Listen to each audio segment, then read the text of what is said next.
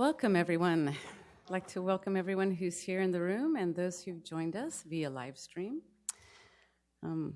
My name is Julia Pittner. I'm the Executive Director of the Institute for Palestine Studies. It's the preeminent institute for research, information, and analysis on the question of Palestine. We publish books and monographs and do events like this one today. The Institute is pleased to partner with the American Friends Service Committee, who has brought our main speaker here today. They've been on a tour throughout the US, and also with Carnegie, who's hosting this event today. I'll give you a brief background of the situation into which the Great March of Return was born. Gaza has been under a blockade or siege since the early 1990s, shortly after the commencement of the Oslo negotiations. That siege has varied, the blockade has varied in its intensity over time, with an intensification of it right after the takeover of Gaza by Hamas in 2007. It eased a bit in 2010, but since 2013, it has been almost a total blockade of people and goods moving into and out of Gaza. The blockade incorporates the land, the sea, and the air. The population of Gaza is 1.8 million people. It's basically locked in with restrictions on freedom of movement into and out of the Gaza Strip. The blockade has also undermined the living conditions now in Gaza. It has been growing worse and worse throughout actually since 2007, it's gotten worse. So that today, the World Bank and the UN are worried and setting the alarm that it may be unlivable by 2020. 70% of Gaza's 1.8 million population are refugees who fled or were forced from their homes in 1948. The majority of Gazan youth under the age of 11 have been through three major conflicts. Those who are under the age of 18, the majority, have never even left Gaza to visit family in the West Bank or to Jerusalem. Although the literacy rate in Gaza is 96.9%. The unemployment rate among the Gaza youth is 70% today. Among the general population, it's 56.9% unemployment. The poverty rate now exceeds 80%. Into this situation, this movement was born. Today, we'll be hearing first from Jihad Abu Salim, who's the program coordinator on Israel and Palestine for the American Friends Service Committee. He's also from Gaza, and he will talk a little bit about the work that they do, and he will also occasionally translate for Ahmed Arboteme, who's a writer and a peace activist, and is very much involved in this nonviolent protest that's going on in Gaza today. Then we'll also hear from Zeina Hassan, who's a human rights lawyer and a visiting fellow here at Carnegie. She will lead us in the discussion. Then we'll open it up to the audience for questions. We only ask that you keep to the questions, because we're not going to have enough time. I hope we get to everyone who has a question, but we want to be able to make sure that we can. And then the last thing I ask is, out of respect for the speakers, please put your phones on silent. Thank you. Jihad, you want to start us off? Sure.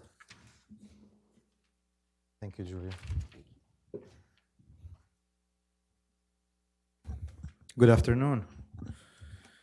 I'd like first to thank the great organizers of this event, the Institute for Palestine Studies and Carnegie Endowment for International Peace, for hosting us today and giving us the space to have this conversation. My name is Jihad Abu Salim. I'm Palestinian from a small town 6 miles south of Gaza City called Deir al-Balah. I moved to the US 5 years ago to start a PhD in history and Hebrew and Judaic studies at New York University. My research focuses on Arab and Palestinian intellectual works and writings specifically on Zionism and the plight of the Jewish people in Europe before the establishment of the State of Israel in the first half of the 20th century. More than a year ago, I left the Big Apple and I moved to Chicago in pursuit of love. My wife's from Chicago. And shortly after I moved there, I was lucky to join the Palestine-Israel program of the American Friends Service Committee that is there. And at AFSC, I joined a wonderful team of organizers and activists, and a team that extends from the Bay Area, where we have our economic activism program, to Chicago through Philly and to Amman, Jerusalem, and Gaza. The Chicago Palestine-Israel program provides resources, mentorship, and training to activists engaged in educational and advocacy/policy change campaigns related to Palestine-Israel peace and justice issues. AFSC works to change U.S. understanding of and end support for current injustice in Israel and the occupied Palestinian territory in order to bring about social and political changes that will contribute to ending the Israeli occupation, guaranteeing Palestinian human rights, and building equality for Palestinians and Israelis. Our campaign, No Way to Treat a Child, one of the campaigns that we work on from the Chicago office, led to the first proactive bill in U.S. history in support of Palestinian human rights, H.R. 4391, of Congresswoman Betty McCollum from Minnesota. And the other campaign we have is called Gaza Unlocked. And this campaign seeks to raise awareness in the United States on the situation in the Gaza Strip and to advocate to end the brutal blockade that rendered the Strip unlivable, as Julia mentioned. In 1948, AFSC agreed to the urgent request from the United Nations to take a 15-month engagement supporting displaced Palestinians from January 1st, 1949 until March 31st, 1950. Prior to that, AFSC staff were in the region on a journey to explore the possibility of helping to facilitate reconciliation between Arabs and Jews. So this shows that AFSC has been in the region for enough time since the beginning and the unfolding of the current situation, and our staff and our institutional memory has been very rich and really informing in terms of informing our work today. Early on, AFSC understood the centrality of the issue of return to the Palestinian plight. AFSC holds the position that Palestinian refugees' right of return must be recognized and justly addressed if the conflict is to be resolved. Ending the occupation is not enough. If the international community is serious about resolving the conflict, it must also recognize the central importance of justly addressing the issue of Palestinians' right of return. Anything less is a denial of justice and will not resolve the conflict. Ladies and gentlemen, when I started working at AFSC last year, I started working there around the same time the Great March of Return in Gaza unfolded. And my experience doing this work has been defined by addressing what was happening on the ground and trying to raise awareness on the Great March of Return and the situation in Gaza. And as the march was unfolding, my colleagues and I were left with many questions about what the march meant and still means for Palestinians in the Gaza Strip and in Palestine and in the diaspora in general, and for the Palestine rights movement here in the US. In July of 2018, I wrote an article for the Journal for Palestine Studies, exploring questions about what the march meant for Palestinians as it unfolded, and especially that it happened in a context of fragmented Palestinian body politic, blockade, and occupation. The Great March of Return highlighted the Palestinian refugee plight and the decade-long blockade on Gaza. The march was a rare opening for Palestinians in the Gaza Strip to reclaim a factionally controlled political sphere. What was special about that piece I wrote to JPS is that it was based on an interview that I did with our special guest today. I interviewed Ahmed Abortema, the Palestinian writer whose writings inspired the march back in July. And as I was talking to him, I realized that the march, as a moment of Palestinian mass popular mobilization, is a product of a compelling conversation that is taking place in Palestine in general and in Gaza in particular, especially amongst a generation of young people who hope to move beyond the stalemates of our time and their time. Our guest tonight is part of this conversation and one of the main contributors to it. At AFSC, when the march was unfolding in Gaza, we realized how important it is to bring this conversation here, because how can we, as a Palestine rights movement, as friends and foes, as everybody, how can we move on with the discussion without relating and understanding and being aware of the conversations that are taking place in Palestine in general and in the Gaza Strip in particular, especially in light of the current blockade on Gaza that prevents Palestinians from leaving the Gaza Strip and prevents those who are out from easily accessing it. I haven't been back since 2013, since I left Gaza. So in July at AFSC, we had a dream, and our dream was to invite Ahmed to come to the US. Generally, when people want to connect with Gaza, they do that either through Skype or video conference, but we aimed for the stars, and we're lucky to have Ahmed here today. Ahmed is an intellectual and a writer and an activist in the true sense of the word. He writes about the people and for the people. His message is universal. He believes in peace and justice for everyone. He writes in a very poetic but yet accessible language about faith, social issues, social change, and political subjects. His writing is a mirror that helps us Palestinians reflect on our reality and aspire for a better future. His voice, like many voices, is unfortunately under blockade. It sounded like a dream in the beginning, inviting him here, but especially also that, planning to invite Palestinians from Gaza in the Trump era is also a whole different level of hardship. Ahmed arrived in the US in January of this year, and since then, he learned so much about the various struggles that are taking place, movements and histories in this land and of this land. He visited Detroit and spoke to Black activists and organizers. He witnessed to the impact of deindustrialization and de-development of Detroit. We just came from New Mexico after he had met with indigenous people and pueblos there. And our tour has been a very informative and rich experience for him. Before New Mexico, we went to the US-Mexico border. We participated in a service where people prayed on both sides of the wall. And we witnessed to the impact of fences and walls here in the US, and we related to that. In every stop of our tour, we met with Palestinian American community members, Jewish community members, and spoke at universities, churches, synagogues, and at people's houses. We had honest conversations and we addressed the hard questions, and that's why we're here today. We have been really also overwhelmed by the love and support we received since we went on the tour. We visited 9 US cities so far, and we have 2 more to go. So allow me to introduce Ahmed. Ahmed, he's a Palestinian writer and activist who believes in civil, non-violent struggle to achieve justice, freedom, and equality.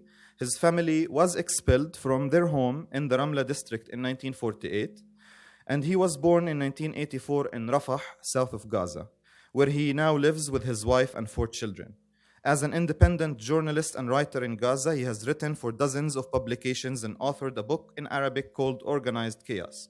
He has also contributed to several documentaries, including Al Jazeera film documentary titled Which Rafah Are You From?, about the tragic separation of Rafah following the Camp David Accords and its impact of displacing thousands of families across the border, including his own family.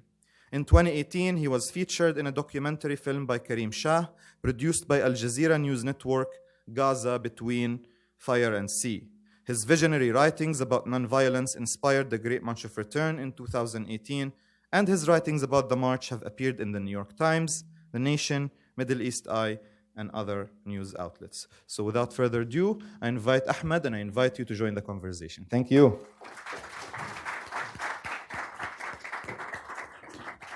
Thank you. Thank you for your presence, and thank you for the organizers of this event, and thank you for AFSC to organize my tour here in the United States. Ladies and gentlemen, I come to you from the Gaza Strip, which is a small part of Palestine. It's a narrow strip of land. You can drive through all of Gaza in only half an hour. If you are driving on the main street, Salah ad-Din, that connect Gaza southern region with its northern region, and look to your right, you can see the barbed wire fences. If you look to your left, you can see the Israeli gunships that restrict the Gaza's beaches and access to the wider sea. Imagine being confined to that much space.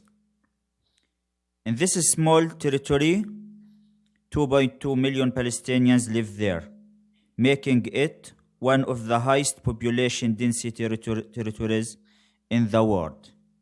2/3 of the residents of the Gaza Strip are Palestinian refugees, expelled by Israel in 1948.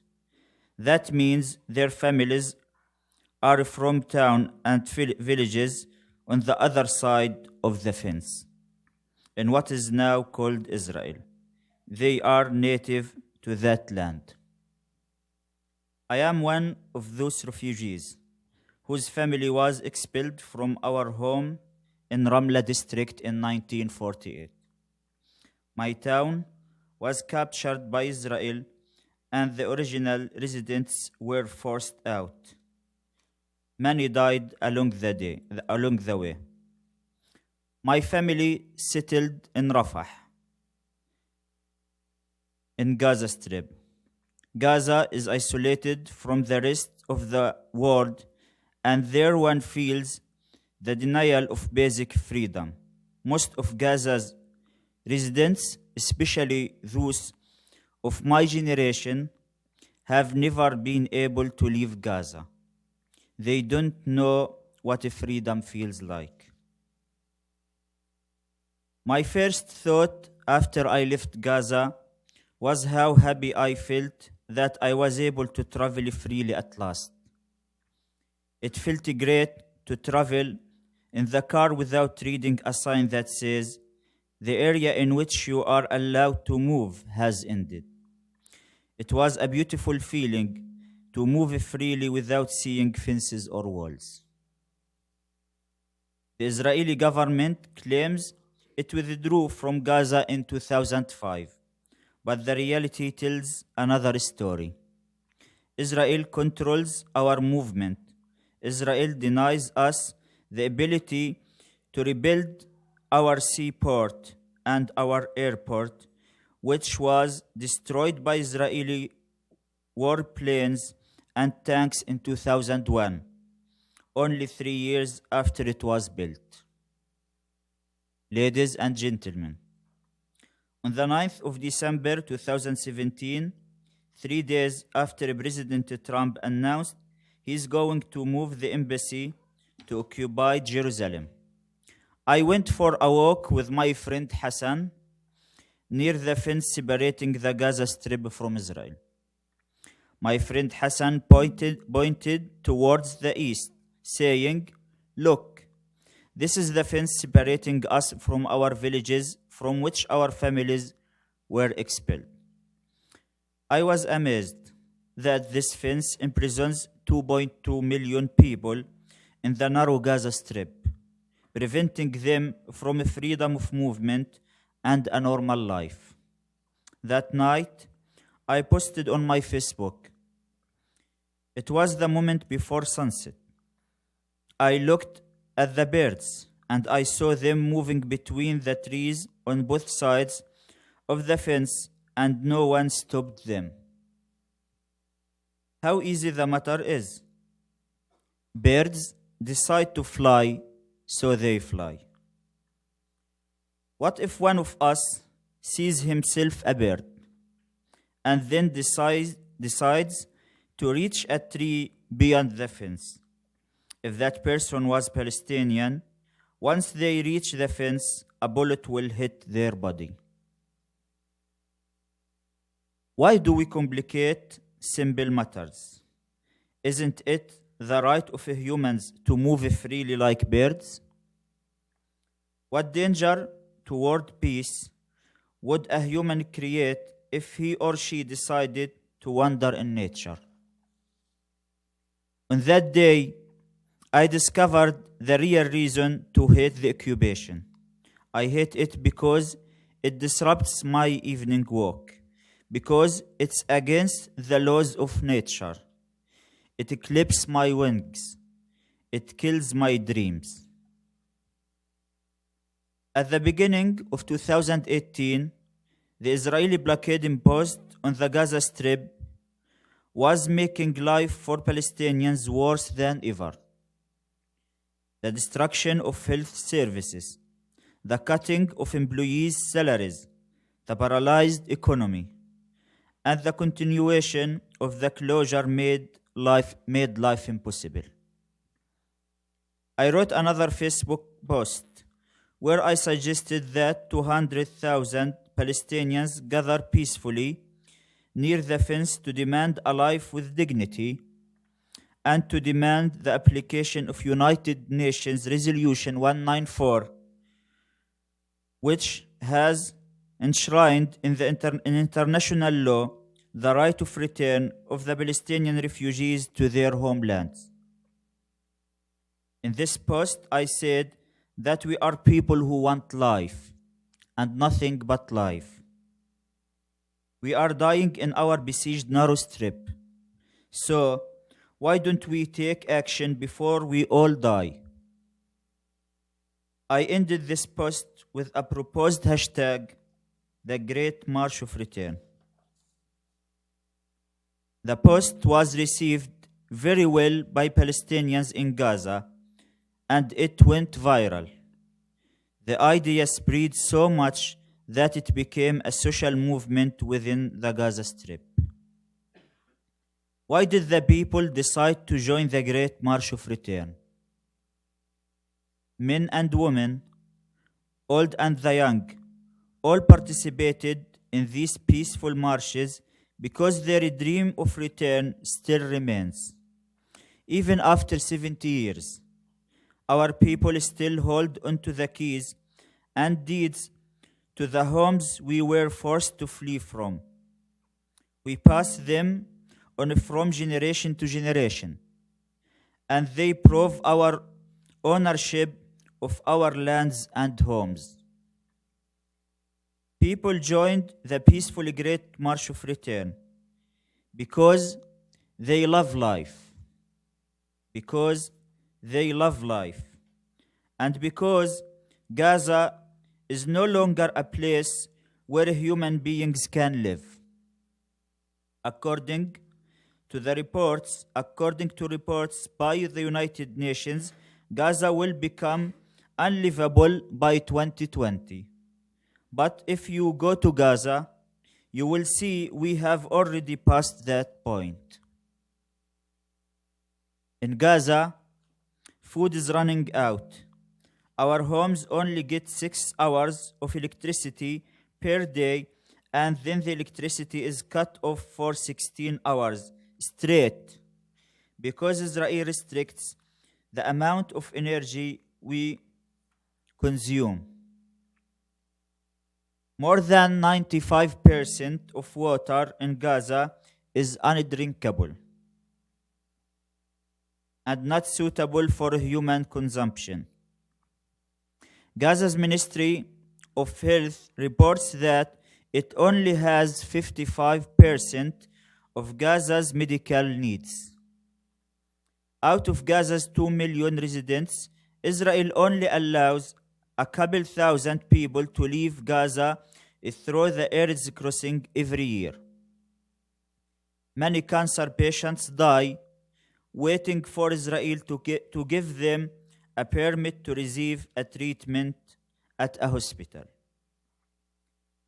We have experienced complete economic collapse because Israel has enforced strict sanctions on Palestinian businessmen in Gaza. In the attacks in 2008, 2012, and 2014, Israel destroyed the majority of Gaza's factories and production facilities, rendering Gaza a complete wasteland. Gaza's unemployment rate is one of the highest in the world at 43%. And more than 65% of Gaza's families are living in abject poverty. These are not just numbers.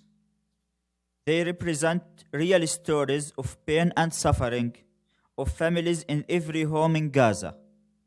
The situation is beyond urgent. Would you accept a life like this, or would you demand better? That is why Palestinians in Gaza went out to demand our right to live a dignified life and to let the world hear our voices. We can no longer live in this prison, slowly and painfully dying. We started the Great March of Return because we have no other choice but to shout and hope that the conscience of humanity hears us. Palestinians participated in the March of Return because they love life. The Great March represented a scream for life and a knock on the walls of the prison. After this, we decided not to accept slow death. On the 20th of February 2018, my friends and I published a set of organizing principles for the Great March of Return. Among these principles were that this march was a peaceful people's movement. This movement did not belong to factions, but to all of the people. They also stated that the march is rooted in international law and especially United Nations Resolution 194 and the Universal Declaration of Human Rights. Our demands were simple and honorable. We want to return. We want a dignified life. We want human rights like the rest of all people and nations of the world.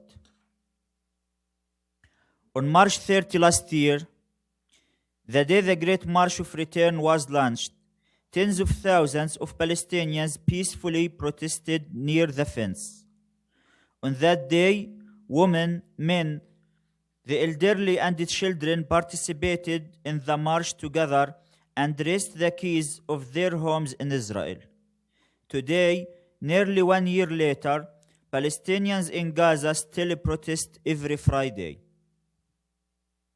Ladies and gentlemen, in the 3 months leading up to the Great March of Return, there was immense energy and a high level of participation in this new form of struggle for Palestinian freedom.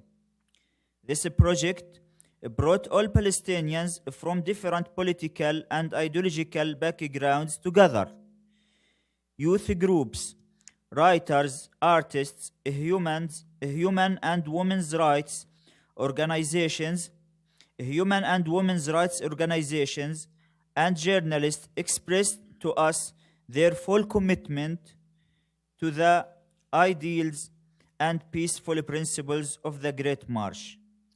Even those who are part of Palestinian factions who engage in armed resistance began to understand how effective peaceful struggle can be. The idea of the Great March of Return became a perfect opportunity to encourage the Palestinian people to fully embrace the concept of peaceful resistance in word and deed, in art and education. It made me so happy to see how accepting people had become of this concept, considering I had been writing about this for more than 10 years. Israel had the opportunity from the beginning to capture this peaceful movement and encourage it. However, Israel decided to meet people's cries with explosive bullets and peaceful gatherings with brutal violence. Since the launch of the Great March of Return on the 30th of March 2018, Israel has killed more than 250 people and injured tens of thousands. Many people lost limbs and are now disabled. Sadly, Israel's violent response to the peaceful march added to the challenges organizers faced in the context of Palestinian political division. Israel took many lives, and Palestinians were shocked by the brutality of Israel's response. After months and years of advocating for the idea of peaceful marching, we struggled. Don't we have a right to peaceful protest? A right to express ourselves without being killed? Ladies and gentlemen, maybe some of you have heard the story of the paramedic Razan al-Najjar. Israeli snipers shot her in the chest as she was caring for the wounded. Razan, a kind young woman, volunteered to help the wounded at the protests. When she was killed, she was wearing her paramedic uniform. It was clear for all to see. She thought that her uniform would protect her. But the Israeli military targeted her anyway. The Israeli army killed Razan al-Najjar and killed her dream of a human world where peace prevails. I visited Razan's mother, who told me about her daughter. She told me that she once asked Razan, what if you saw an injured Israeli soldier while you are helping the wounded Palestinians? Razan answered, I will help him with no hesitation. My mission is humane and doesn't distinguish between people.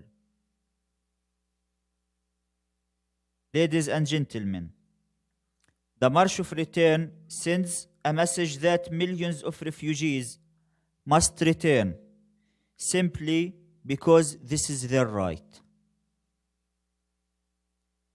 The return of refugees is not a theoretical question. It's also practically achievable. According to a study conducted by an Israeli organization, most of the land on which refugees lived before Israel expelled them in 1948 is still either empty or has low population density.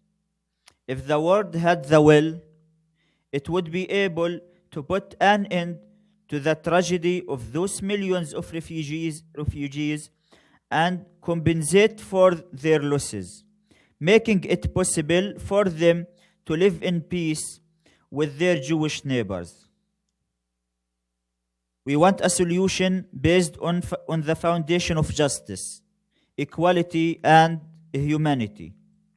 A country where indigenous Palestinians coexist with their Jewish neighbors according to the values of citizenship, equal rights, and the implementation of international justice. While the Jewish people have a right to live in peace and security, it's not fair or just to solve a tragedy by creating a new one. When freedom and justice prevail, security for all is a natural result. Ladies and gentlemen, can you imagine how people live in Gaza? If you were a young person in Gaza, you may turn 35 years old without ever getting a job, a place of your own to live, or be able to get married. To be a father in Gaza often means you feel ashamed because you are unable to provide food for your family. To be a young person in Gaza means you spend your whole life without seeing a river or a mountain or a lake. You won't take the train or connect with people from different countries who speak different languages. You won't even see a civilian plane in the sky carrying passengers.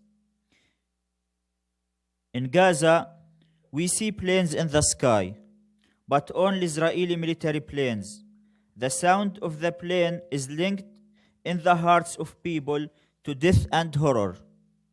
It's hard for us to imagine that planes are symbols of life and human progress. Israel claims the blockade of the Gaza Strip punishes a certain faction. But in fact, it's a policy of a collective punishment against 2.2 million human beings. We are struggling for justice, equality, and human rights. Netanyahu, just a few days ago, said Israel is a state just for Jewish people, not for all its citizens. Of course, we respect Jewish people. We lived together. We lived together in peace before, and we can do it again. Our problem is with discrimination. Our problem is with expulsion and occupation. The solution is simple. We need a country based on humanity, based on equality. Palestinians should have their basic rights, including the right of return for refugees, and Israelis, like Palestinians, should have safety, security, and peace. This all goes hand in hand. I met a lot of Jewish people on my tour, and I respect them. Some of them said to me, there is a deep fear if the Palestinian refugees go back to their homes. I said to them that if you want security, we can achieve that through justice, not with injustice. This solution will liberate Palestinians from occupation and liberate Israelis from fear. You cannot stay inside the prisons and inside walls forever. Let us end this before things get worse. This problem was created by policies and can be solved by policies. The solution is very simple. The solution is to achieve justice and equality for all people. Because they are humans, not because of their religions or their race or other things. Ladies and gentlemen, we can use our resources to build a better life for all, instead of wasting them on war and aggression. A world where people live connected and safe will be better for everyone, much better than a world of fences, walls, and fear. Let us stand on the right side of history. For a better future for our children, we struggle today for freedom, dignity, and justice for all people. Thank you.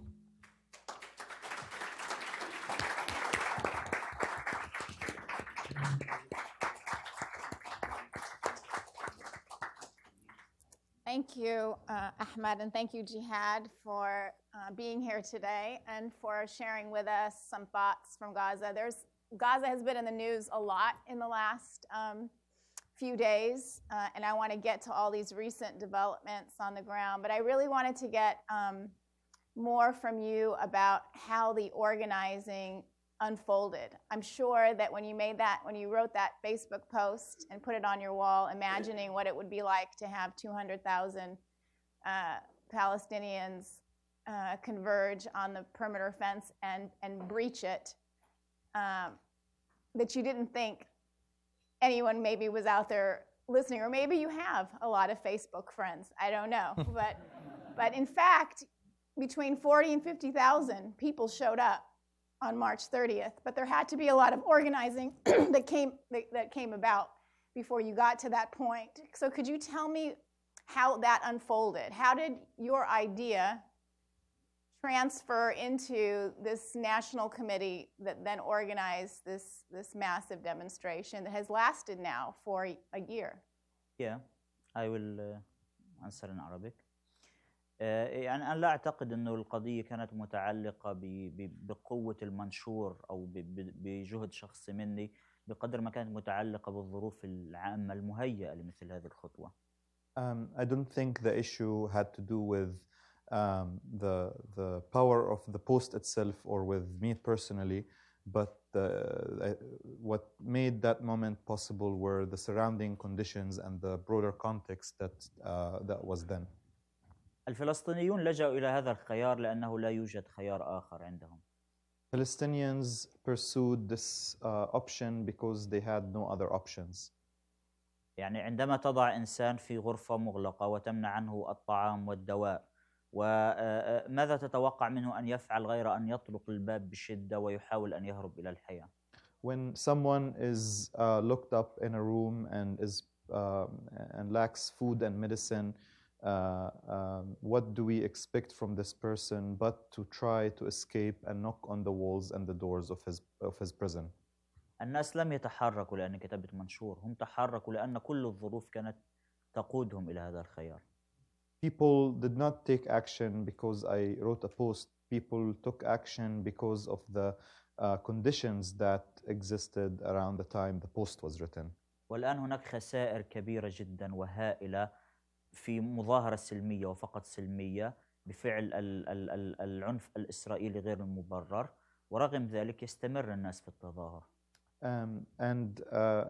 Now there are huge losses as a result of the Israeli brutal crackdown on the protest, and despite that people continue to protest.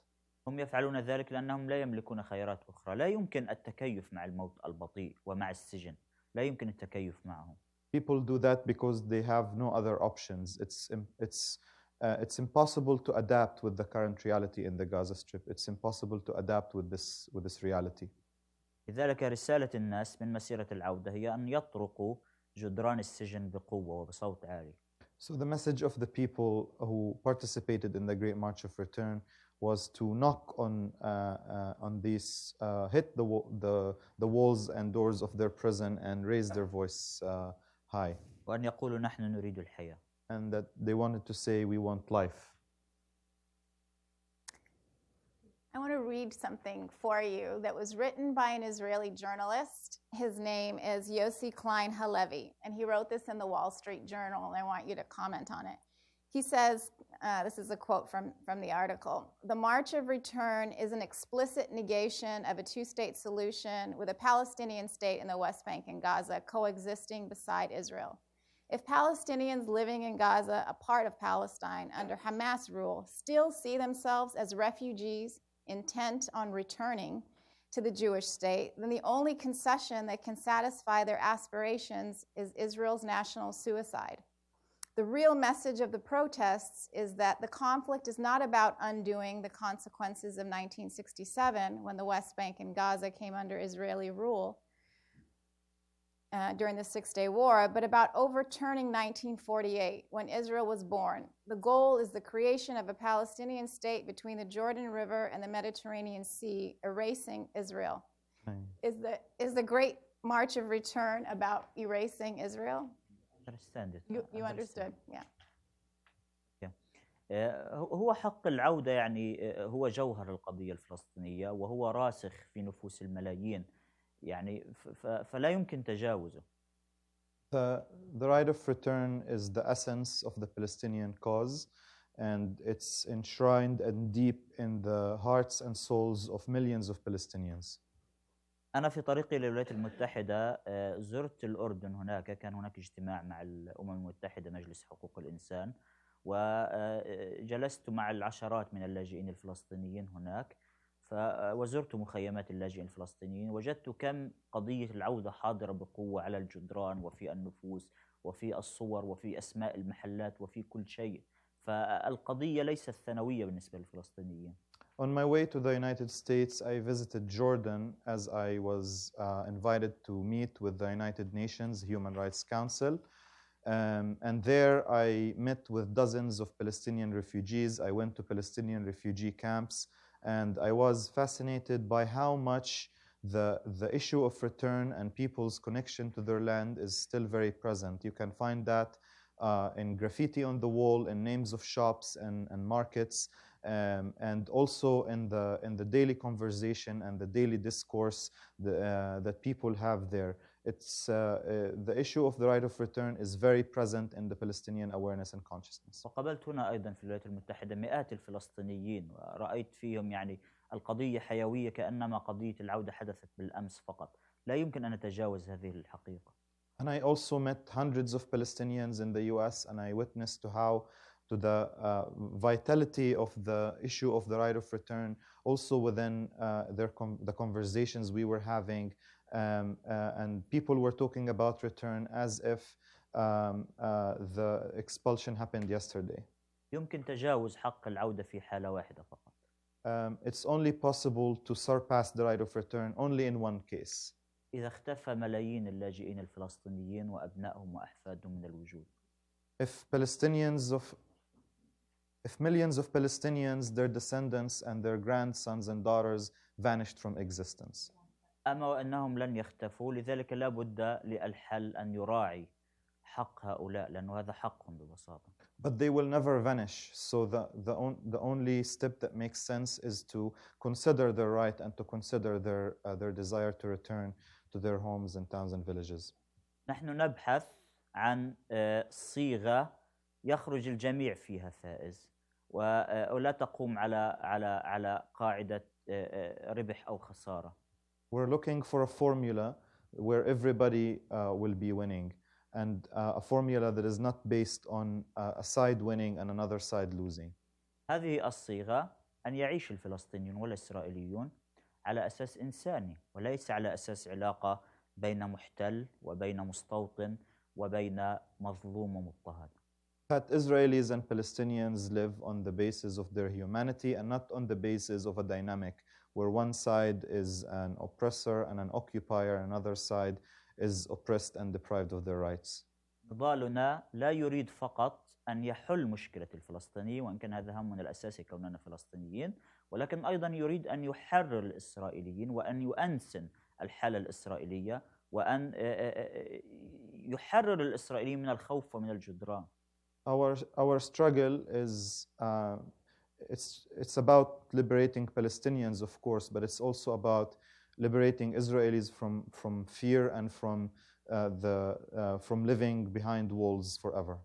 هل هذا ممكن؟ عندنا مثال هنا في الولايات المتحدة، ثقافات عديدة تتعايش معا، اليهود والفلسطينيون هنا يتعايشون معا على أساس إنساني وعلى أساس المواطنة وعلى أساس الحقوق الإنسانية المتساوية. لذلك هذا يمكن أن يحدث إذا نضلنا باتجاهه. Is that possible? Yes. For example, we look here in the US, many cultures and ethnicities and religions coexist together on the basis of citizenship, on the basis of human rights. And there are Jewish people and Palestinians in the US who also live close to each other, and it's working here. هذا ليس مجرد حل مقترح، هذا هو الحل الوحيد الذي يضمن العدالة ويضمن الأمن لجميع الأطراف. This isn't only a proposed solution. This is actually the only solution that will guarantee justice and fairness for everyone. ماذا يمكن أن يكون الحل الآخر؟ حل دولتين لا مشكلة، ولكن هناك ملايين اللاجئين الفلسطينيين حقهم القانوني أن يعودوا إلى قراهم ومدنهم وليس إلى حدود 67. What could the other solution be? A two-state solution? Okay, but what about millions of refugees who want to go back and seek to go back to their lands, villages and towns from which they were expelled? يمكننا أن نؤجل المشكلة ونظل نؤجل المشكلة، ولكن تأجيل المشكلة لا يحلها، لا بد من مواجهة هذه القضية جذريا. We can keep postponing the problem without addressing it, but postponing the problem will not solve it, but actually it will increase the complexity of it. Thank you. I wanted to ask as well about the ability of the National Committee for the Great March of Return, its ability to keep the unifying principle in place of nonviolence. So we've seen some incidents where there have been incendiary kites, and more recently where there's been explosives on kites that is violating that unifying principle. What is the National Committee doing to try to prevent those kinds of activities and to keep the protests nonviolent? يعني أنا أريد أن أتحدث أولا عني شخصيا. أنا كتبت على صفحتي وكتبت عديد من مقالات دعوت فيها الناس إلى ألا يستعملوا الإطارات المشتعلة وكل هذه الوسائل. So I wanted to speak on my behalf, and I personally called upon people on my own Facebook page not to use burning tires and any of these methods. لكن ليست هذه هي نقطة البداية للمشكلة. But this isn't the point of beginning of the problem. يعني الآن الفلسطينيون داخل غزة، أولا هم لاجئون، ثانيا احتلت أرضهم، ثالثا هم محاصرون، رابعا مصادرة أحلامهم ومستقبلهم، هم في حالة ضغط وشعور شديد جدا بالقهر وبالحصار. Palestinians inside the Gaza Strip are under occupation, they're under blockade, their dreams and ambitions and hopes are taken away from them. So like when we talk about this, we should start from this point here. هؤلاء الشباب شاركوا كلهم في مسيرة العودة، وحين ارتفع حجم العنف والإجرام من جنود الإسرائيليين خاصة في 14/5 حين قتل 60 إنسانا، ضعفت ثقتهم بإمكانية الاستمرار فقط في التجمع السلمي. Those young people who were excited and participated in the Great March of Return, they witnessed the brutality of the Israeli crackdown on the protests, and when the brutality reached its zenith on May 14th, when 60 people were killed in one day, people's faith in the feasibility of using nonviolent methods against Israel was on the decline in light of the brutality and the losses that people witnessed. لذلك لجأ هؤلاء الشباب في هذه الظروف القاهرة، لجأوا إلى التعبير عن غضبهم ببعض الوسائل الرمزية، وهي رمزية مثل قص السلك الذي يمثل لهم رمز الحصار، ومثل إشعال الإطارات.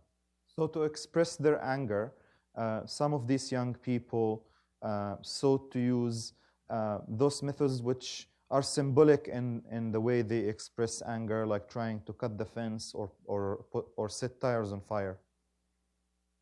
الفلسطينيون حتى اللحظة قتل منهم أكثر من 250 شخص في تظاهرات العودة السلمية، وأصيب الآلاف والعديد فقدوا أطرافهم في المقابل ما هو عدد الضحايا الإسرائيليين من كل هذه الأعمال التي لجأ إليها الفلسطينيون، سواء يعني التي قاموا بها بطريقة رسمية أو قاموا بها ببعض الأعمال الرمزية. Since the beginning of the March of Return, more than 250 Palestinians were killed. Thousands have been injured, many of whom lost their limbs and were rendered disabled. But yet, on the other side, how many Israelis were harmed by any of these tools and methods that you mentioned? العدل يقتضي ألا نقتطع مشهد واحد. العدل يقتضي أن نبحث في جذور المشكلة وفي جذور الأزمة. Fairness requires that we do not focus on one aspect of the problem, but to actually delve deeply into the roots of the problem and understand why things are happening the way they are. So, just this month, the UN came out with a report. There was an investigation done of the protests, and in fact, the findings were, as you say, I mean, protesters were being shot while 300 meters away from the perimeter fence. Now, I need a visual when I think about meters. Since I'm a girl that grew up with yards and inches, so I thought about the size of a football field, which is about 109 meters. So it's about the length of 3 football fields away that the majority of the protesters who were killed, were shot. So you're right. It's the use of force against the protesters far outweighs any of the kites and these kinds of things and the burning tires that have been utilized during the protests in terms of injuries and deaths. But knowing from that very first Friday when the protest started on March 30th, and knowing how many people were killed on that very first day, does it weigh heavy on you and others that are involved in the protests, knowing that every time you go out there, you're going to experience this kind of reaction from the military?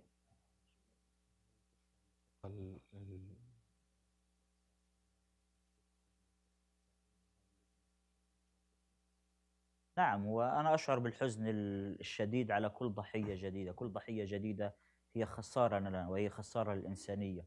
هذا الضحية الجديد كان يحمل حلما وكان يحمل طموحا في هذه الحياة وكان يحمل حبا في داخله.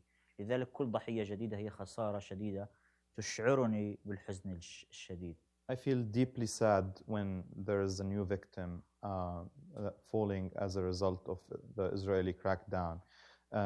Because their death and departure of our world is not only a loss for us, but it's also a loss for humanity. Those people who are being shot and killed are people who have dreams and who have ambitions and who seek a better life and an education and decent life. So I feel deeply sad and I feel deeply sorry when I see those young people depart our world. وهي تشعرني أيضا في الوقت ذاته بثقل تكلفة استمرار الاحتلال. القتل فينا والخسائر فينا لم تبدأ منذ 30 من مارس. نحن قتلنا بأيدي إسرائيل مرات عديدة. نحن قتلنا بأيدي إسرائيل حين طردتنا من أرضنا، وقتلنا بأيدي إسرائيل حين احتلتنا، وقتلنا بأيدي إسرائيل حين قتلت واعتقلت عشرات الألوف منا عبر العقود الماضية، وقتلنا على يد إسرائيل بالحصار، وأخيرا قتلنا بيد إسرائيل عبر الرصاص المتفجر في مسيرة العودة. And what's happening to the Palestinians in the Gaza Strip is a reminder of the heavy cost of the occupation that we are rendered to pay. People in the Gaza Strip and in Palestine haven't only been killed since March 30th. People in the Gaza Strip and in Palestine have been killed since Israel, when Israel expelled them from their lands. They have been killed when Israel occupied their lands. They have been killed when Israel arrested tens of thousands of Palestinians and rendered them prisoners in the dungeons of its presence. Palestinians have been dying also because of the blockade, the slow death of living under blockade in the Gaza Strip. So what is happening did not start on March 30th. It's part of the heavy and brutal cost of being under occupation for that long time. هذه الخسائر الكبيرة تعمق وعينا بضرورة أن ينتهي الاحتلال لأنه ضد الإنسانية، وبضرورة أن ينال شعبنا حقوقه الطبيعية بالحرية وبالكرامة الإنسانية. These losses make us more determined and deepen our understanding that the occupation must end, because as it continues, it incurs more losses on our part, and we end up paying the heaviest of prices from our lives, from our dignity, and from our future. نحن لا نطالب بشيء كثير، نحن نطالب فقط بأن نعيش بحرية وإنسانية مثل كل الشعوب. We're not asking for too much. All we want, all we seek is to live in freedom and dignity like the rest of people in the world. نحن نحب السلام ونريد أن نعيش بسلام وبعدالة وبكرامة. We love peace and we want to live in peace and justice and dignity. Thank you.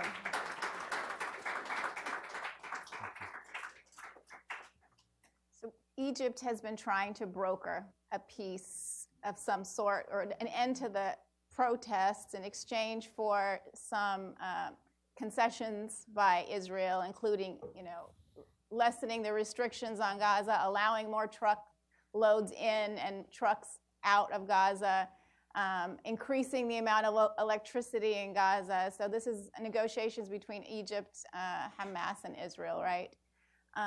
And the idea is that Hamas can stop the protests if it wants to. Can Hamas stop the protests if it wants to?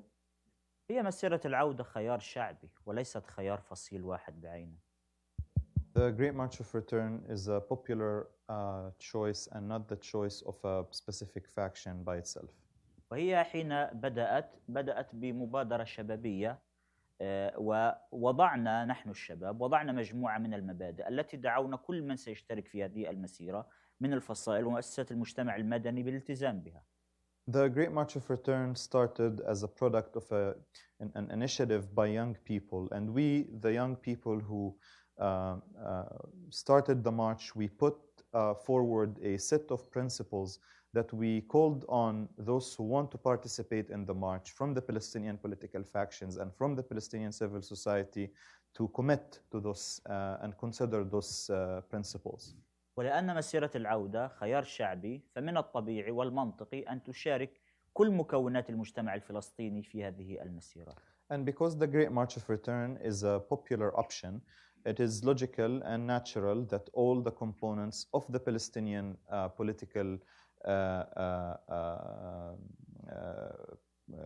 political scene participate and take part in the march. هناك من يعتبر أن مشاركة الفصائل في هذه المسيرات الشعبية هو نقطة سلبية، ولكن بإمكاننا أن ننظر من الزاوية الإيجابية للمسألة.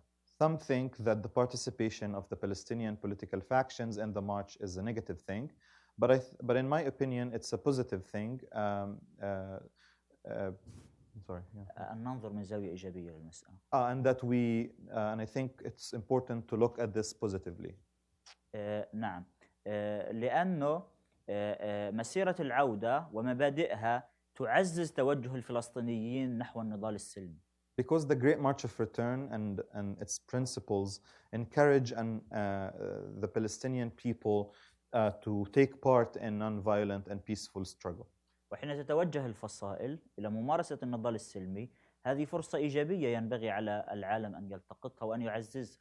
And when the Palestinian factions consider participating in a peaceful struggle, I think the world needs to capture that moment and encourage that it's happening. لأن هذه الفصائل لن تختفي من الوجود سواء اتفقنا معها أو اختلفنا، لأنها مكون من مكونات الشعب. Because those political factions will never vanish from existence. Whether we agree or disagree with them, they will always remain major components of the Palestinian political scene and of the Palestinian people.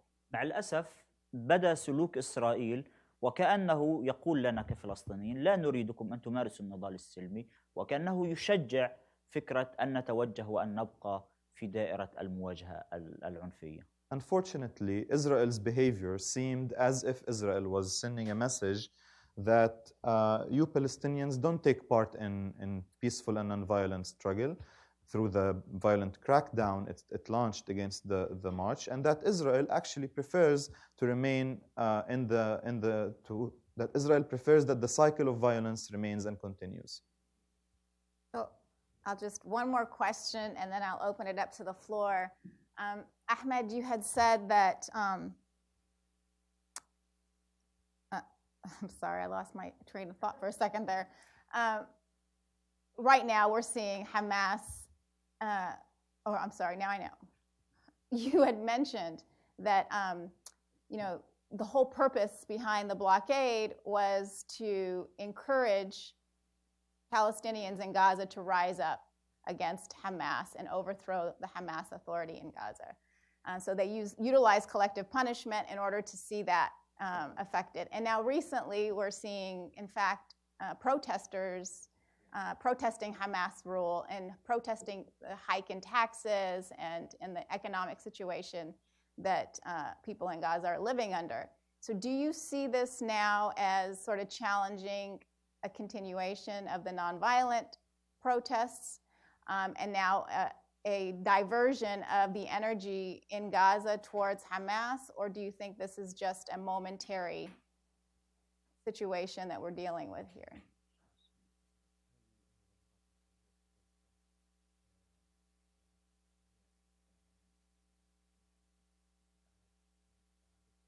بعيدا عن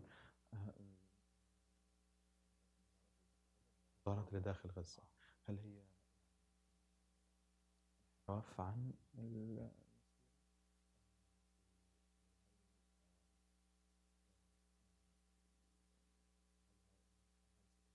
لحظة مؤقتة وتنتهي؟ هو يعني أنا بعتقد أنه الأمرين منفصلين. يعني مسيرة العودة شاركت فيها كل القوى الوطنية وكل مكونات الشعب بما في ذلك المجتمع المدني وفي ذلك العائلات، لأنهم يعرفون أن تناقضهم الأساسي مع الاحتلال. I think these are two separate issues. The Great March and the Great March of Return, all components of the Palestinian civil society, families participated in the march because they know that the main contradiction is with the occupation. أما بالنسبة للمظاهرات الداخلية فمن الطبيعي أنه ليس كل الشعب يؤيد حماس، من الطبيعي أن هناك من يرفض حركة حماس. And when it comes to the protests that are happening in Gaza today, it is natural that not all Palestinians support Hamas and that there are people in the Gaza Strip who oppose Hamas. وهناك عوامل يمكن فهمها بسبب قسوة الظروف الحياتية وبسبب صعوبة الظروف وبسبب أيضا أخطاء وقعت فيها حماس في طريقة الإدارة. هذه ربما هي التي تغذي معارضة حركة حماس من جزء من الشارع الفلسطيني.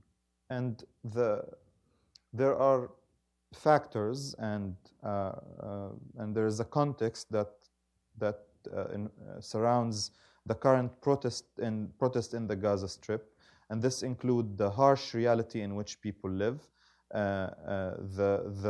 the difficult conditions people are experiencing, and many mistakes that Hamas committed in its administration of the Gaza Strip, that the combination of all those factors would lead to a part of the Palestinian people to oppose Hamas and take part in such protests. ولكن أريد أن أنبه إلى نقطة مهمة، إنه جميع خلافات الناس مع حماس تتعلق بإدارة الشأن الداخلي ولا علاقة لها بالتناقض مع الاحتلال. But I would like to raise our attention to an important point. All of the disagreements that people have with Hamas focus on disagreements on administration and governance, and they do not mean that, and those disagreements are not about the contradiction that we have with the occupation. لذلك حتى الذين يختلفون مع حماس حين تكون هناك قضايا وطنية كبرى مثل قضية حق العودة ومثل قضية الأسرى ومثل قضية القدس ومثل قضية الاحتلال، تجد كل أطياف الشعب الفلسطيني يقفون موقفا وطنيا واحدا. So even when it comes to those who disagree with Hamas, when we talk about the larger issues and the important issues like Jerusalem, like the prisoners, and like the right of return, we find everyone having the same stance. يعني أنا كنت في الساعات الأولى من 30 مارس في ميدان ملكة ورأيت مشهدا لا يمكن أن يمحى من ذاكرتي. I was present in the early hours of the Great March of Return on March 30th last year. I was in the Malaka part of Gaza, east of Gaza, and I saw a scene that will never abandon me. رأيت ناس على امتداد البصر كلهم يرفعون علم فلسطين فقط ويرفعون مفاتيح العودة ويرفعون شعارات نحن نريد العودة ونريد الحياة. ورأيت عجائز لا يستطيعن المشي ويقطعن كيلومتر أو 2 كيلومتر مشيا بصعوبة من أجل أن يشاركوا في هذا الحدث الوطني الكبير. I saw an endless stream of people that reached to the horizon, people from all backgrounds and from all components of the Palestinian society, raising only Palestinian flags in a non-partisan spirit, and raising their keys of return and embracing signs that called for the right to return to their lands. And I saw old people who were barely capable of walking, who walked for long distances in order to come and be present in the protest and say and express their wish to return to their homes and be part of the march. لذلك اختلافات الفلسطينيين مع بعضهم البعض ومعارضتهم لبعضهم البعض ينبغي ألا يشوشنا عن رؤية جذر المشكلة في الحالة الوطنية العامة، وهو المتعلق أنه كل هذا الشعب بكل اختلافاته وبكل تعدداته هو شعب ينشد الحرية وينشد الخلاص من الاحتلال. So the disagreements of Palestinians amongst themselves and their opposition to each other should not make us forget about the root of the problem, addressing the root of the problem, that the Palestinians seek freedom and dignity and liberation. I'd like to open it up now for your questions. Azad?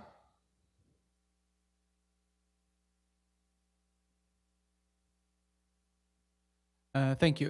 English or Arabic? English, I think he understands. Okay. So thank you very much for your talk. My question is specific about organizing. Following up on Zaha's question, you said that you attributed the march because of the situation, but the situation was the same in 2016 and 2015 and 2014. And I know that you did try to do similar protests before, but you faced a lot of challenges and you failed. So can you talk a bit more about the many times you tried to make this march and the failures that you had? What were the challenges and what was the lessons you learned from that made it successful in 2017? Yeah. Answer? Okay. Thank you. Yes, the idea of the March of Return didn't start in 2018. We as youth, as activists, in 2011, we called the people to share in the march in that time, and actually the people answered, and we saw in May 15, 2011, we saw tens of thousands of Palestinian refugees, Gaza, West Bank, Syria, Julan, and Lebanon, Maroon al-Ras, and inside Israel, tens of thousands share in the March of Return in 2011. And tens of them, of the refugees, were killed by Israeli bullets, especially in Syria and in Lebanon. So, yeah, there are some conditions strengthen this choice in a time and maybe weaken it in other times. I think, as I said in my speech, in 2018, because of a mixture of conditions in Gaza, mixed between the right of return and the worry about Trump's plan, and from other side, the hard conditions inside Gaza and the blockade inside Gaza, so push people toward this choice. But I want to say something, that this choice is strategic. It will not end, because the reasons behind this choice still present, continue, because we are people in the diaspora. We want to return to our homes, and this is our normal right, and this is our human right, and this is our right based on the international law. So we didn't forget this right since 70 years. So it's not expectable to forget it in next years. Maybe sometimes the methods will change. This is normally. Maybe sometimes we calm down as a Palestinian people. But this right and this struggle will continue until we get our freedom and our dignity and our return. One.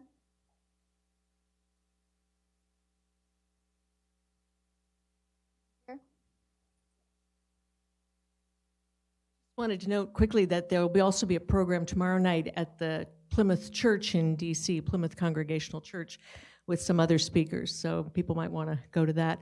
I wondered, when you were talking, the AFSC representative, about the children's lives being cut off, it sort of reminded me of child soldiers in Africa, or even in North Korea, where children throughout their lives live in the gulag. You know, is there any way that you can draw a parallel between the lives of children in Gaza and some of those other causes that are clearly have support?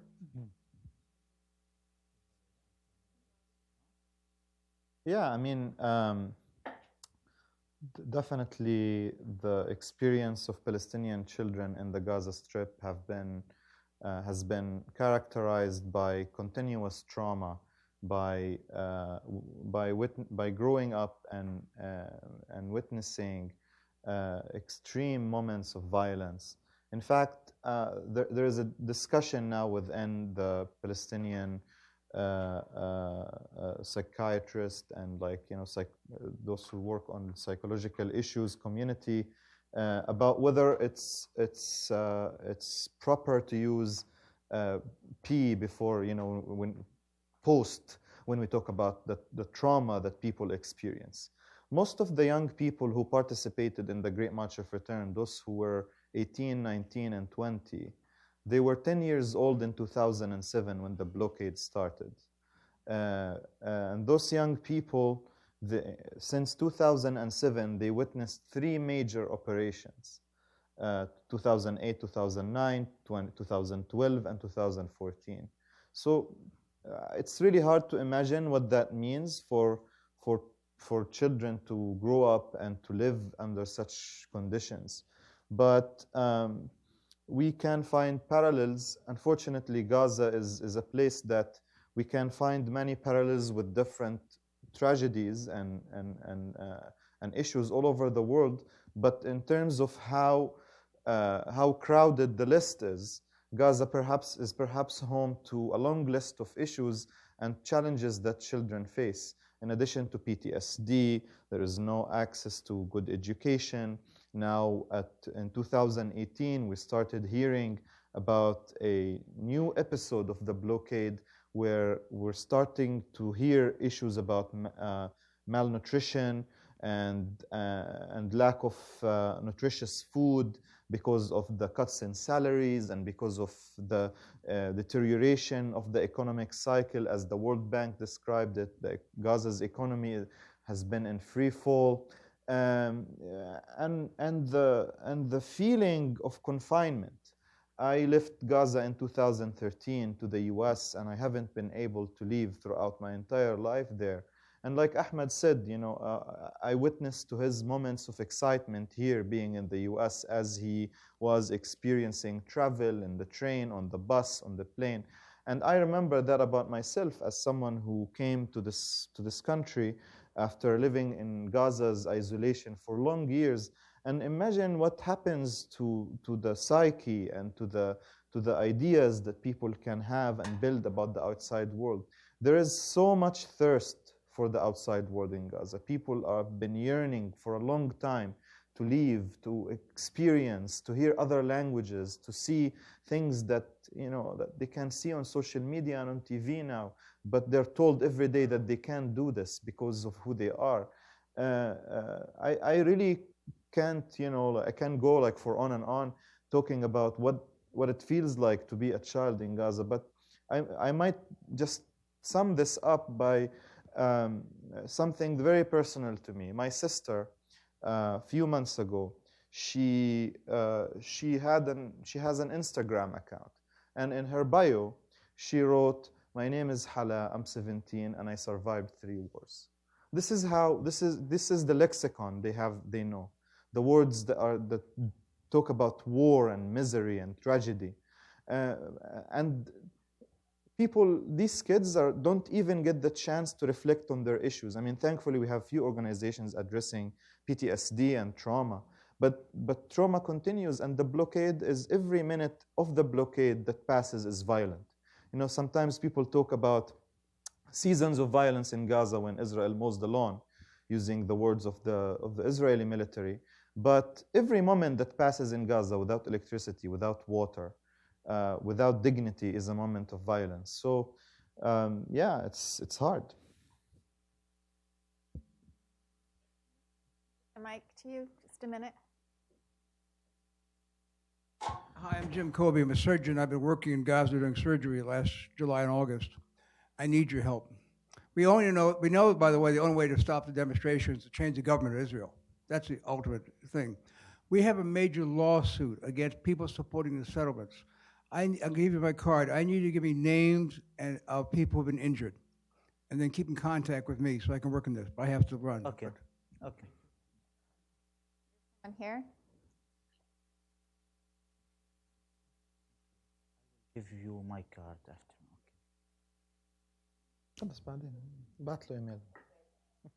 My question is about the tour. I found what I was able and had the privilege of hearing today to be so important, and it makes me desperate and sad to think of how few people in the United States have heard the things you've said today and how important they are. And my question about the tour is, it is extraordinary that you've been able to come here and speak in all the venues you've talked about. What coverage has there been, particularly in what we might broadly think of as mainstream media? You quoted from that dreadful opinion piece in the Wall Street Journal, but has the tour gotten any kind of coverage in the New York Times, the Wall Street Journal, or even in left press like The Nation, so that there's a further uptake, a further circulation of the extremely important words and information we had the privilege of hearing today? Yeah, thank you. So Ahmed was interviewed by Amy Goodman, and his interview I think will be broadcasted on March 30th, and the first anniversary of the Great March of Return. And Ahmed already has written for the New York Times and The Nation, and many other outlets when he was in Gaza. So that actually, like his writings that made it to the some of these mainstream outlets and left-wing outlets in the U.S. Exposed us to the importance of the vision and the story he's telling. During the tour, we mostly had coverage from local media and the places we visited. But let me tell you something about the tour. We went to Boston, Madison, Bay Area, San Diego, New Mexico, New York City, and we are today in DC. And since the tour started, we have witnessed a lot of support. A lot of people were coming to all the events. We always have full houses, people even like standing up, sitting on the floor. And there is a growing interest in addressing this. And when people hear hearts and minds change, part of the campaign on Gaza that we have at AFSC, Gaza Unlocked, which you can read more about if you visit GazaUnlocked.org, is to educate the public here in the US, but also help shift policy in the future. Gaza Unlocked provides fact sheets, provides important information on what's going on. And we recently started a blog, and for example, we did a writing contest a few months ago when we invited young Palestinians from Gaza to submit essays in English, which we had to grade as the bombs were falling in one of the cycles of violence that took place. And Soon we will publish a booklet based on the top essays. It will be called Life Under Blockade. So what we're trying to do in Gaza Unlocked is to build bridges between here and there. We're trying to break the blockade by overcoming not only the physical fences that exist between us as Palestinians and as supporters and as humans and those people who live there, but also break the psychological fences and walls and the fences and walls that exist in the discourse, in the media, in the daily conversation. So we're working on that, and we tried our best to connect him with many activists, and he was invited to many podcasts, and his words will reach a wide audience in the weeks to come. Way in the back. Hi, Ahmed, I wonder if you can jump back to something you mentioned earlier about in the context of the start of the demonstrations, Palestinians in Gaza were thinking about Trump and the proposed peace plan. Now that we're just a few weeks away from when the administration says the plan will land, can you talk about your response to that and generally what you're hearing from people in Gaza about it? ردك على خطة ترامب المزمع إعلان عنها خلال أسابيع وشو بنحكي عن خطة ترامب في غزة؟ Yes. One of the main reasons behind the Great March of Return was Trump's plan, because the march, the organization for and the planning for the march started after Trump's declare that the Jerusalem he will move the embassy to Jerusalem, and what members of his administration said about the right of refugees. So the Palestinian people feel worried about this plan, and so this feed the idea of the March of Return. Nothing was changed. So we demand our human rights. So these human rights are negotiable. We want our freedom and we want our dignity, and we say for everyone that if you want peace and stability in the world, the way to achieve peace and stability by supporting the human rights, supporting the people's rights. We cannot accept any deal that which doesn't give us our human rights, because it's our human right to live freely, to move freely, to refugees return to their homes. We haven't other choices. We're at time, but I wanted to give you both an opportunity to sort of have some last thoughts before we conclude today. Would you like to go first, Jihad, and then? Sure.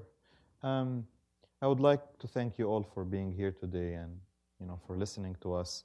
And if there's one thing, if I have a minute to talk, I think when it comes to the situation in the Gaza Strip, I mean, the situation in Palestine in general is terrible. Nation-state law was passed, settlements are being built in the West Bank, land confiscation in the Negev. Palestinians are still in the diaspora. But when it comes to the Gaza Strip, there is a sense of urgency. The UN report that said that Gaza will be unlivable was issued in 2012. And that's the time of the siege, the time of the blockade is a very heavy and very tiring time for us to witness passing.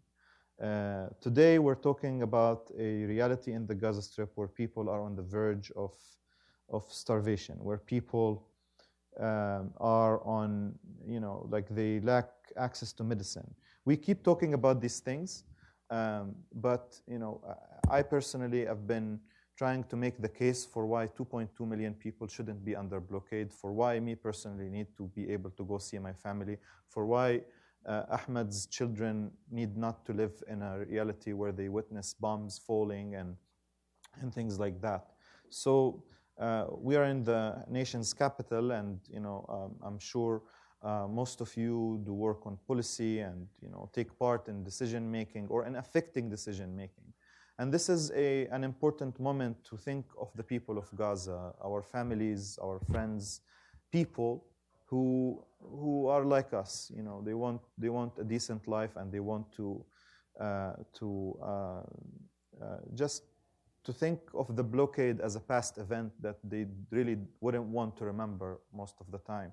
So with your efforts and with your work, we could together highlight the stories and the pain of the people in Gaza, but also work together to put an end to this brutal and shameful blockade that rendered us under siege, cut from the outside of the world, deprived us of our rights and dignity, and made us really suffer.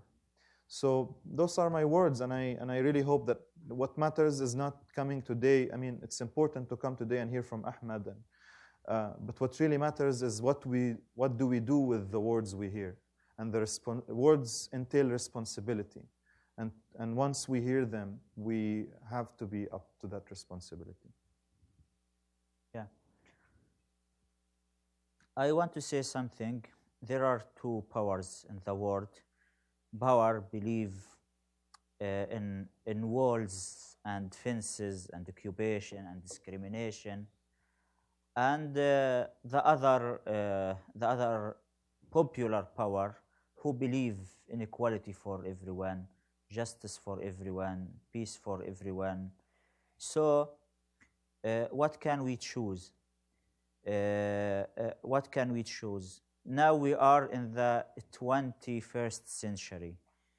Can we imagine in this era of communication and internet and planes and dialogue between cultures and coexistence, can we imagine there are states until now they build more fences, more walls, and imprison a whole people inside these prisons?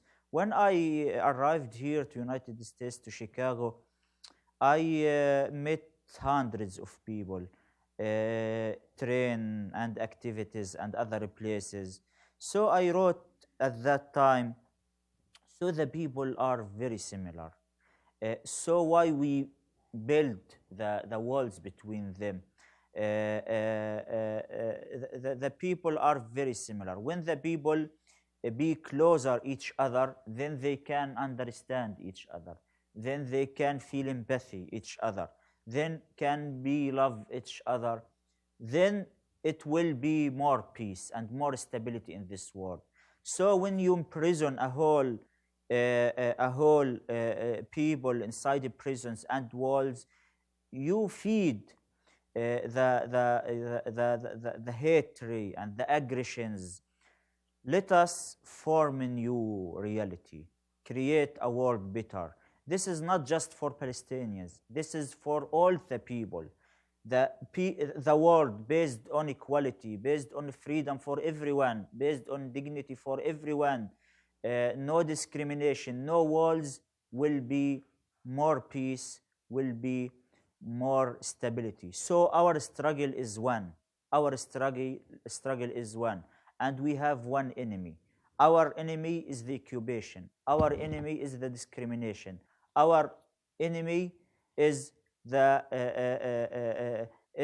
racism and the discrimination between people based on their color or their religion. Let us create a new world based on justice, and we can do this. Thank you. That's a great way to end it. Thank you. Thank you all for coming too.